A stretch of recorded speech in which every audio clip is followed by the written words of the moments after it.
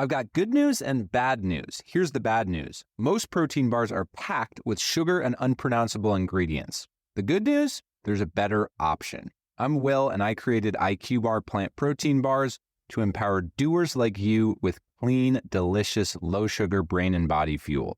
IQ bars are packed with 12 grams of protein, brain nutrients like magnesium and lion's mane, and zero weird stuff. And right now, you can get 20% off all IQ Bar products, plus free shipping. Try our delicious IQ Bar sampler pack with 7 plant protein bars, 4 hydration mixes, and 4 enhanced coffee sticks. Clean ingredients, amazing taste, and you'll love how you feel. Refuel smarter, hydrate harder, caffeinate larger with IQ Bar. Go to eatiqbar.com and enter code BAR20 to get 20% off all IQ Bar products plus free shipping. Again, go to eatiqbar.com and enter code BAR20. This podcast is sponsored by Talkspace. Last year, I went through many different life changes. I needed to take a pause and examine how I was feeling in the inside to better show up for the ones who need me to be my best version of myself. When you're navigating life's changes, Talkspace can help. Talkspace is the #1 rated online therapy, bringing you professional support from licensed therapists and psychiatry providers that you can access anytime, anywhere. Living a busy life, navigating a long-distance relationship, becoming a first-step father, Talkspace made all of those journeys possible. I could speak with my therapist in the office. I could speak with my therapist in the comfort of my home. I was never alone.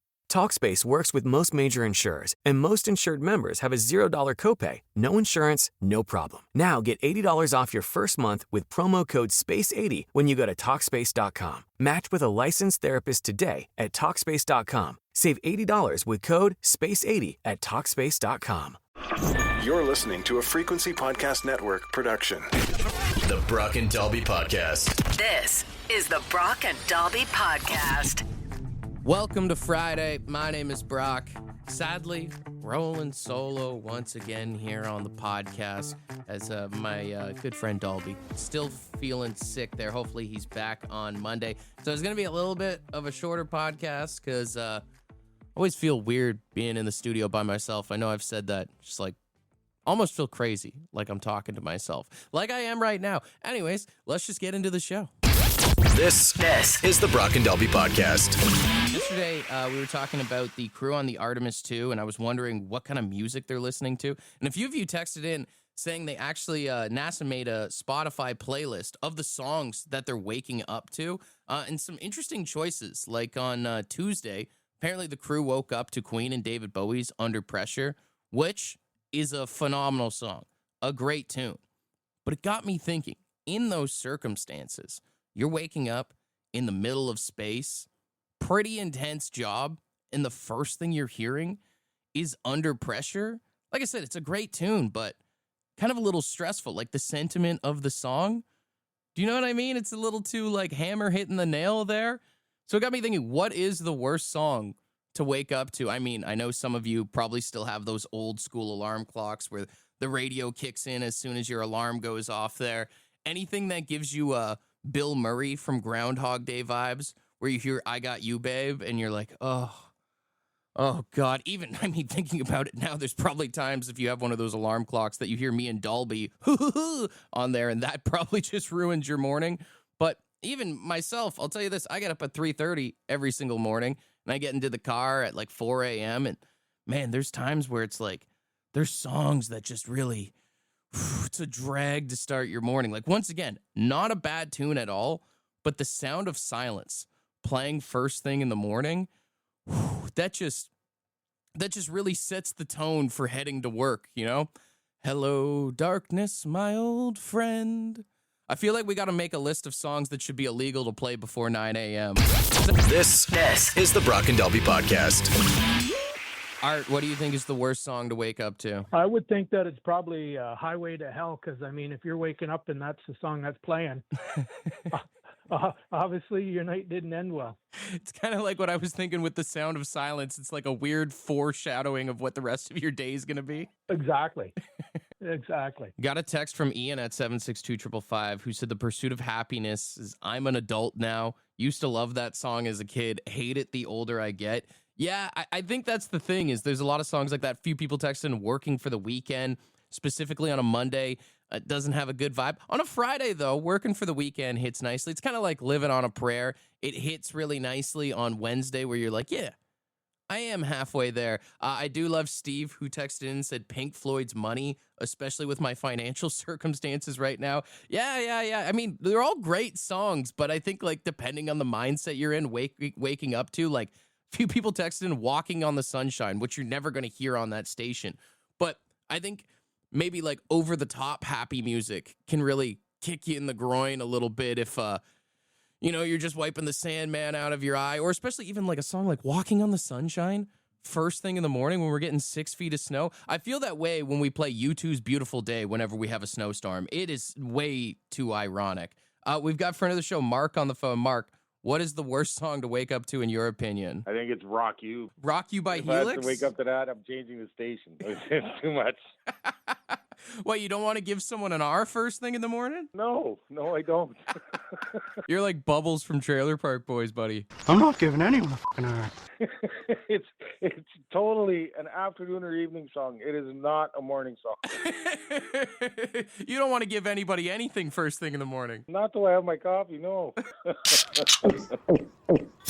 The Brock and Dalby Podcast. Yesterday, the Masters kicked off. It's a great weekend to lounge on the couch if you're a golf fan. I always appreciate it, though, when PGA players seem a little more relatable. Bryson DeChambeau, he shanked a shot on hole 6 yesterday and actually hit a fan with his ball. And that's what I'm saying. It's nice to watch these guys be somewhat actually human for once. Although I did find it interesting. He shanks a shot, hits this guy, and he's just able to go up, give the guy a ball or a glove or whatever, and the fan is satisfied. It's an experience for the fan. It's a story, right? He gets to go home. He's on TV, everything. Although it's the polar opposite if you or I did that. If I shank a shot and drill someone on the next tee box, it's a lot less chill, you know? Imagine if some schmuck did that to you. It's an easy way to get the 1-2 Mayweather there. Heck, imagine if someone did something like that to you when they rear end you. Get out of their car and they're like, oh, bud, I'm sorry. Here's some new floor mats for you. The Brock and Dalby Podcast. The Brock and Dalby Podcast. But that ball is getting teed up and it's going off in the woods or a lake. If somebody shoots into me 100% of the time, I am picking up their ball. And then when they come looking for it, I don't know, man. I didn't see it. Or you step on it and drive it in the ground even further. Apology is not going to work. I feel like it's one of those things that you can apologize till you're blue in the face and it's not going to change anything. That's right. Generally, it's getting teed up. If it hits me or hits one of my partners, it's getting teed up. You're losing your ball and you're losing a beer. Well, exactly. That's probably the calmest answer that I got. A lot of people choosing violence on the text line, which maybe isn't the right move because apparently here in at least the province of Ontario, you can get charged with assault if you hit someone with your golf ball. Like if I tried to pull a Bryson DeChambeau and walk up to you and just gift you another golf ball for the one that I hit you with, yeah, that's not going to fly according to the court system here in Ontario. There is intentional harm. If you intentionally hit the ball at someone, that's obviously considered a criminal act, which makes sense. And then there's also duty to warn. So if you don't yell for, if you've got a shot that's shanking left, right, or whatever, that can be evidence of negligence there, which that makes sense. Although the first one of intentionally hitting the ball at someone, I'm going to be honest with you, that's never going to hold up in court. Anyone who's ever golfed with me knows I'm not aiming at all. I'm just swinging. I have no idea where that thing's going. The Brock and Dalby Podcast. The Brock and Dalby Podcast. So a couple years back, my cousin and my uncle and I, we were playing out in Frankfurt on Oak Hills. And I bet my uncle he couldn't cream it from the tee box all the way to the green, where there was a party of 4 on the green. And sure enough, he took a little puff off his inspiration smoke and drilled the ball all the way down, and it was a par 4. And sure enough, we were driving up to the green, and Buddy was just cussing him out.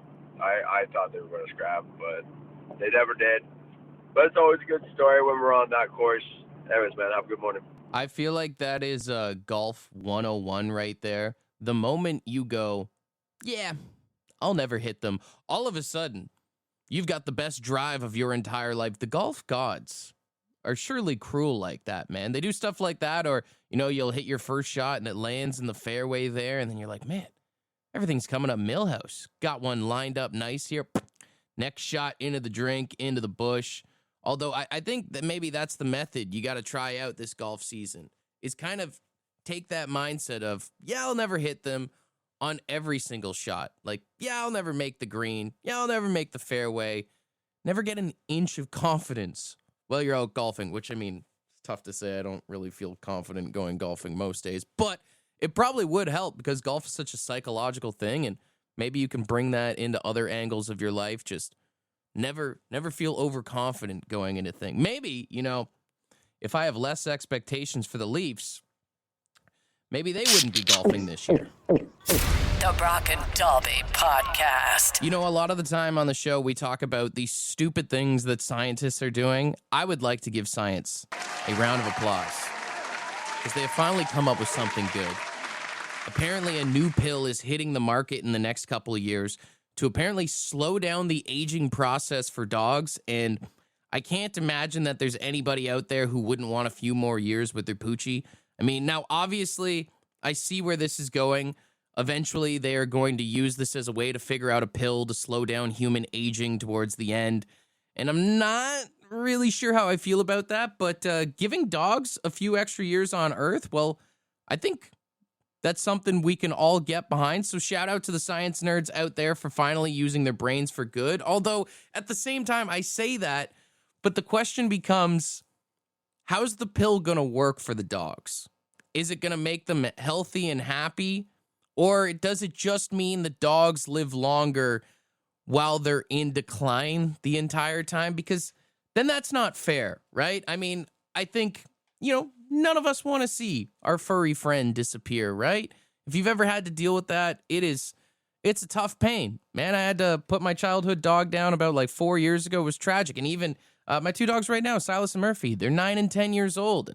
They're still super healthy, but, you know, seeing the gray come out in their face, and it's honestly, it's making me even sad just thinking about a world without them right now. And so I guess I'm kind of on the fence with this pill. Is it more for us than it is for them? It's kind of like I said, like the idea of people that want to live forever. There's that weird guy, I don't know if you saw that Netflix documentary about the guy who takes his son's blood, oh, that weird stuff. Is it more for us than it is for them? Is it just another selfish human act of creating these pills? So I say this. If this whole idea, this whole conversation is making you sad, I'm sorry for bringing it up. But do something for your dog this weekend. Take them to their favorite trail, give them their favorite treat, hell, cook them a steak, or just let them get frisky with that favorite stuffy toy. This is the Brock and Dalby Podcast. You know, friend of the show, Mark, brought up a really good point. He said, it'd be impossible to make my dog live forever. You ever try and give your dog a pill? Which is so true if you have dogs. I don't know about cats, but dogs always know. You can try and put the pill and like a little piece of cheese or something, or hell, you can put it in with their kibble. They'll eat around everything and either just spit out the pill or leave the pill in the bowl. It's like they know. They always know when you're up to something, right? It's like when dogs see you going on vacation, they see the suitcases by the door, they start giving you the weird look. They hear you and the missus go upstairs and they close the door. They always know what's going on. Except when you find potty in the house, all of a sudden they have no answers for you. The Brock and Dalby Podcast. All right, it is our final edition of the Masters here today.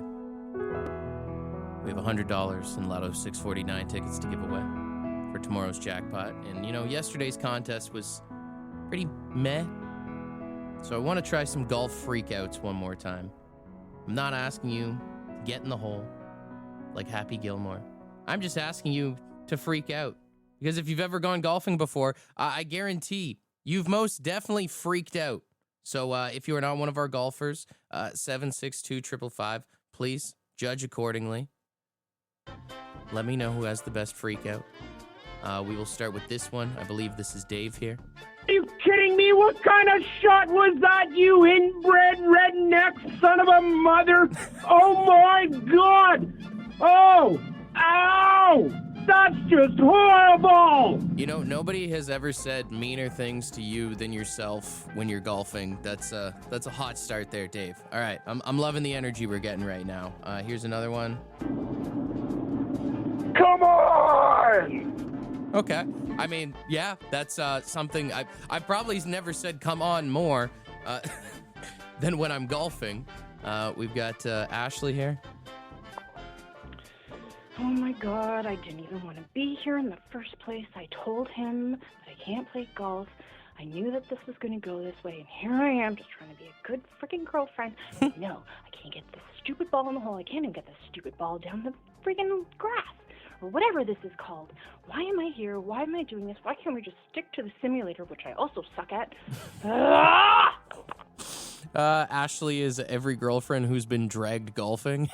Okay, I think that's relatable to some of our listeners. We'll do a couple more here. Here's Trevor. This gosh darn game, why do I even play this friggin' game? I hate it. I hate it so bad. I can't wait to get to the next hole. Oh my God, I'm gonna do so much worse on that hole though. I hate this stupid game. I mean, I think that's also very relatable to every golfer. You question on why you even want to play the game there. Let's wrap up with this one from Rob. Jack, this is me screwing up on the golf course. Every time I go to the driving range, you go straight. Yep. You don't go left. You don't go right. No hooks, no slices. It's always straight. And then I get to the course, and it doesn't go straight. Why can't you just go where I want you to go? You're going left. You're going right. You just want to go towards the hole. Why can't you just go towards the hole? Everyone who's ever golfed has showed up at least once to go golfing with their buddy and been like, guys, I went to the range. I've got it all figured out. 100% of the time, that means they don't have it figured out. I'd like to give a round of applause. Way better effort from the contestants today than from yesterday. We really stepped our game up. 762-555. I'm saying it's between our first one, Dave, and the last one, Rob, to be honest. What do you think? This one? Are you kidding me? What kind of shot was that, you inbred redneck son of a mother? Oh my God! Oh! Ow! That's just horrible! Or do you like Rob's driving range, post-driving range freak out at the course? Straight! Why can't you just go where I want you to go? You're going left, you're going right. You just want to go towards the hole. Why can't you just go towards the hole? A lot of texts coming in for the last guy because he sounded like he was actually losing it. And I think, you know what? That's the most relatable one for a lot of people. So, all right, we'll give it to him. Ding. Round of applause. And $100 in Lotto 649 tickets is coming your way. If you win the big jackpot on Saturday, share some nickels and dimes with us, or maybe just buy yourself some golf lessons, bud. The Brock and Dalby Podcast. The Brock and Dalby Podcast. Here's something that shouldn't come to a surprise to anyone. Ontario's mental health helpline for gambling-related problems has seen an increase of over 300% since the province allowed private online gambling, according to a new study. The study says that it's basically boys and men between the ages of 15 to 24, which honestly makes sense. It feels like gambling's just become a part of like younger people's culture, right? It's like gambling's the new vaping. It's just something that you do. And you can't even escape these gambling ads is the problem. It is so in your face. If you have a gambling addiction, you can't watch sports anymore. Every commercial break, there's at least 2 or 3 of them. Hell, they'll have it on the little bumpers there at intermission. They're running lines. If you're watching Sports Center, whatever, it's all there. You can't escape it. Gambling is basically like the plague. Hell, I've even got buddies that I don't even think they like sports anymore. I just think they like making a parlay. I think the problem is with all these gambling commercials, they got to start treating it more like cigarettes. And I know in the gambling commercials, they'll say, know your limit or play smart. But then at the same time, there's confetti, and they make it almost seem like it's this social thing, this fun thing to do. Download right now. They give you incentives, $50 here, $50 there, and the whole play smart logic. It's just so ironic. It's like, brother, if I was smart, I wouldn't be banking on a 17-team parlay to hit this weekend to cover my mortgage. Want to be part of the podcast? Leave a message on the Bad Line. The Bad Line is the answering machine for the Brock and Dalby Show. To get the number, text the word BAD to 762-555. Thanks for listening to the Brock and Dalby podcast. With so many options, why choose Arizona State University? For me, the only online option was ASU because of the quality. Their faculty was really involved with their students and care about your personal journey. The dedication to my personal development from my professors, that's been extremely valuable to me. Earn your degree from the nation's most innovative university. Online. That's a degree better. Explore more than 350 plus undergraduate, graduate, and certificate programs at asuonline.asu.edu.